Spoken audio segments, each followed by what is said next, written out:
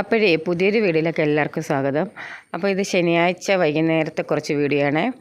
അപ്പോൾ നമ്മുടെ ട്യൂഷനും ഒക്കെ കഴിഞ്ഞ് വന്ന് പിള്ളേരെല്ലാം കൂടെ കളിക്കാൻ ഇറങ്ങിയേക്കുവാണ്. ഇവിടെ കുറേ പെൺപിള്ളേരുണ്ട് കേട്ടോ. ഇവിടെ ചുറ്റുവട്ടത്ത് മൊത്തം പെൺപിള്ളേരാണെന്ന് തന്നെ പറയാം.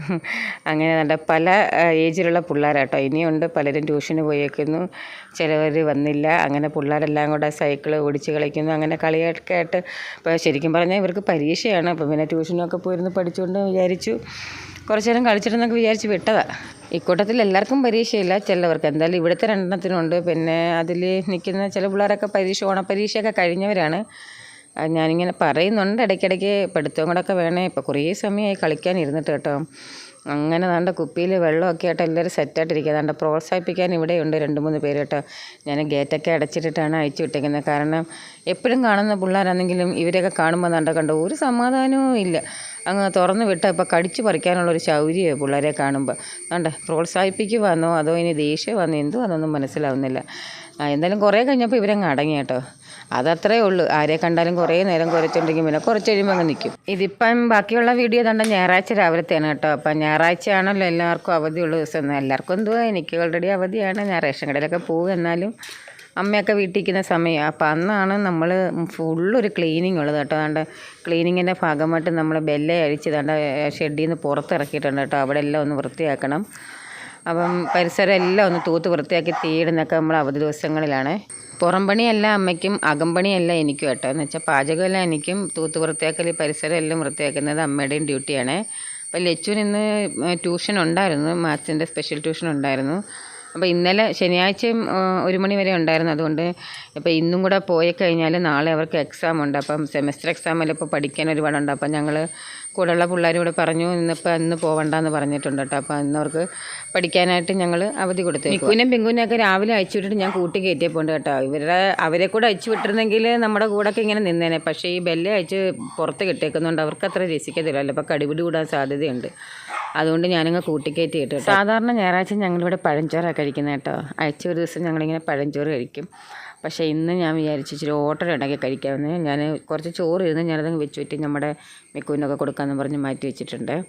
അപ്പം ഞാൻ കുറച്ച് വാഴയിൽ അതിനകത്ത് കയറുവാണ്. അപ്പോൾ ആഷ്മിക്കും ലച്ചുവിനും ഒന്നും ഓട്ടടെന്ന് പറഞ്ഞപ്പോഴേ മുഖം അങ്ങ് ചുളിച്ചു കേട്ടോ. വല്ലപ്പോഴും ഇതുപോലെ അവധിയൊക്കെ ഉള്ള സമയത്ത് നമുക്കിഷ്ടമുള്ള പലഹാരം കൂടെ നമ്മൾ ഉണ്ടാക്കി കഴിക്കണ്ടേ. എന്നും അവർ ഇഷ്ടത്തിനല്ലേ ഉണ്ടാക്കുന്നത്. അപ്പം ഞാൻ വാഴയിലൊക്കെ കീറിയെടുത്ത് നന്നായിട്ട് കഴിവ്. ഞാൻ അതിനുമ്പോൾ ഗോതമ്പ് പൊടിയിൽ ഉണ്ടാക്കുന്നത് കേട്ടോ. ഗോതമ്പ് പൊടി പഞ്ചസാരയും തേങ്ങയും വെച്ചിട്ടാണ്. അപ്പം ഞാൻ തേങ്ങയൊക്കെ തിരുമ്മി വെച്ചിരിപ്പോൾ ഞാനിത് ഗോതമ്പ് കുഴച്ച് വെച്ചിട്ട് പോയി. ഇച്ചിരി ഉപ്പൊക്കെ ഇട്ട് കുഴച്ച് വെച്ചിട്ടാണ് കേട്ടോ. അങ്ങനെ വാഴയിലയിൽ ഗോതമ്പ് മാവൊക്കെ പരത്തിയെടുത്ത് ഞാൻ ചുട്ടെടുത്ത് കേട്ടോ. ചുട്ടെടുത്ത് കഴിഞ്ഞപ്പോഴത്തേക്കിന് ആഷ്മി പക്ഷേ തിരിഞ്ഞു പോലും നോക്കിയില്ല കേട്ടോ. ലച്ചു പക്ഷേ വേണ്ടെന്ന് പറഞ്ഞെങ്കിലും 2 കഴിച്ചു കേട്ടോ. ലച്ചുവിനെ സംബന്ധിച്ച് വീട്ടിൽ എന്തുണ്ടാക്കിയാലും അവൾ വേണ്ടെന്ന് പറഞ്ഞാലും കഴിച്ചോളും കേട്ടോ. വിശപ്പുണ്ടെങ്കിൽ വീട്ടിൽ എന്തുണ്ടോ അത് കഴിച്ചോളും. പക്ഷേ ആഷ്മി എന്തല്ല കേട്ടോ, പട്ടിണി ഇരുന്നാലും അവൾക്ക് ഇഷ്ടമുള്ള കാര്യം അവൾ കഴിക്കത്തില്ല. എന്തൊരു സ്വഭാവം എന്ന് അറിഞ്ഞുകൂടാ. ഇതുപോലെ ഗോതമ്പിൻ്റെ കുഴക്കട്ട, ഗോതമ്പിൻ്റെ ഓട്ടട ഇതൊന്നും അവൾക്ക് ഇഷ്ടമല്ല.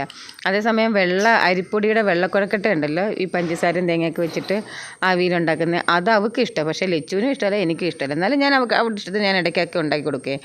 എന്തായാലും അവൾ ഒരു ശകലം പോലും തിന്നില്ല കേട്ടോ. എന്തായാലും ഞാൻ അരി അടപ്പ് ഇട്ടതേ ഉള്ളായിരുന്നു, തിളച്ച് വരുന്നതേ ഉള്ളായിരുന്നു. ഇപ്പം വെന്ത് വരുമ്പോഴത്തേക്കിനും കഞ്ഞി കൊടുക്കാം.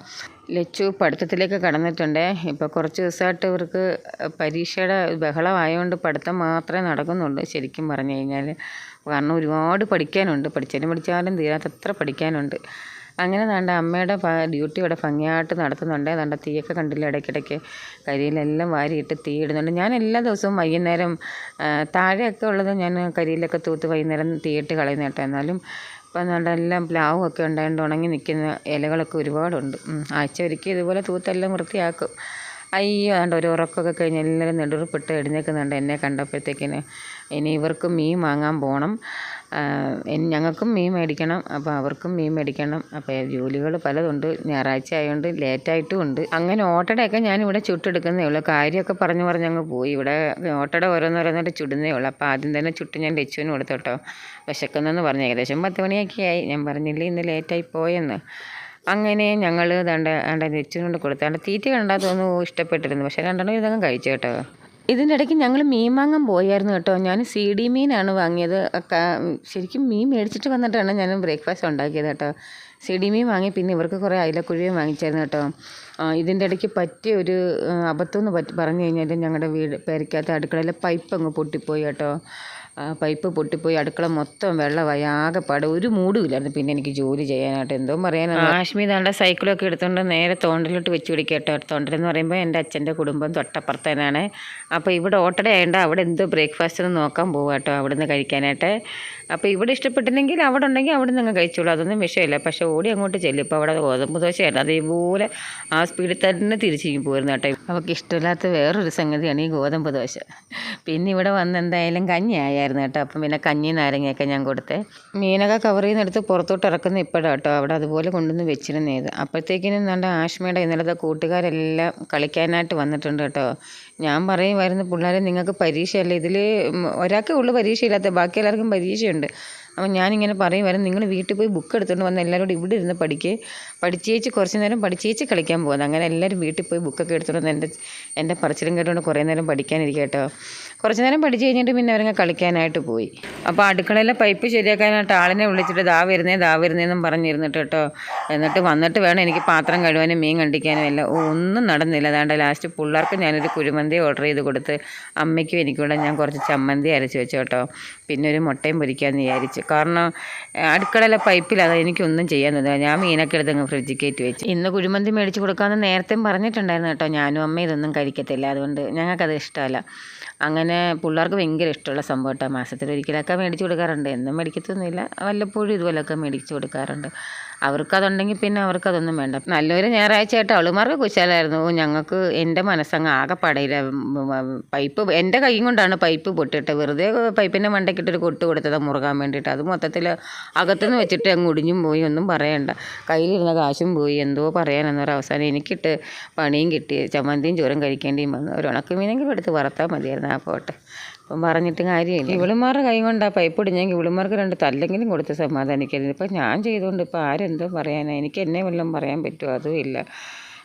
എന്തുമായാലും അവർ വിളിച്ച് 10,000 വട്ടം വിളിക്കുമ്പോഴേ ഇവിടെ ഒരു ജോലിക്കാർ ഏത് കാര്യത്തിനായാലും വരുന്നത്.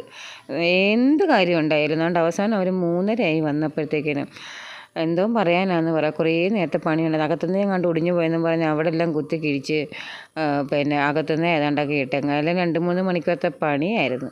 അങ്ങനെ പിന്നെ ലച്ചു തണ്ട ചുമ്മാതിരുന്ന് TV കാണുന്ന സമയമായി. എനിക്ക് എൻ്റെ ദേഷ്യം കൊണ്ട് കയറുന്നത്. ഞാൻ പറഞ്ഞു, എത്ര ദിവസം കൊണ്ട് ഉണക്കിയിട്ട തുണി എല്ലാം പറക്കി വെക്കാൻ പറഞ്ഞ് കണ്ട പറക്കി വെക്കുക കേട്ടോ. കണ്ട അമ്മ അതിൻ്റെ ഇടയ്ക്കൂടെ തയ്യൽ ജോലിക്ക് ഇരുന്നപ്പോഴായിരുന്നു, അമ്മ തയ്ക്കാനായിട്ട് ഇരുന്നപ്പോഴായിരുന്നു അവിടെ പൈപ്പിൻ്റെ പണിക്കാർ വന്നത്. എനിക്ക് സ്ത്രീശക്തിക്കൊക്കെ പോകണമായിരുന്നേ. ഞായറാഴ്ച സ്ത്രീശക്തി ഉണ്ടല്ലോ, അതൊക്കെ കഴിഞ്ഞിട്ട് ഞാൻ വന്നപ്പോഴത്തേക്കിനും വേണം അവർ വന്നിരിക്കുന്നത്. കണ്ട അപ്പോഴത്തേക്കിനും ഇവിടെ ബുക്കൊക്കെ അടച്ചു വെച്ചിട്ട് തണ്ട കളിക്കുമായിരുന്നു. ഇതിപ്പോൾ ആര് പറഞ്ഞു എന്താ, അത് എന്നെ കണ്ടപ്പോഴേ, എൻ്റെ വണ്ടി കണ്ടപ്പോഴേ എല്ലാം കൂടെ പോയി ബുക്ക് എടുത്തിട്ടൊന്ന് പഠിക്കുന്നത്. അതുവരെ കളിച്ചിട്ടിരുന്ന പിള്ളേർ കേട്ടോ. പിള്ളേരെ ഓരോ അടവുകൾ നോക്കണേ. അപ്പോൾ ഇന്നത്തെ വീഡിയോ ഇത്രയൊക്കെ ഉള്ളൂ കേട്ടോ. അപ്പോൾ എൻ്റെ ചാനൽ കണ്ട് എൻ്റെ വീഡിയോസ് കണ്ട് ഇഷ്ടപ്പെടുന്നതിന് ഒന്ന് സബ്സ്ക്രൈബ് ചെയ്തൊന്ന് സപ്പോർട്ട് ചെയ്യണേ.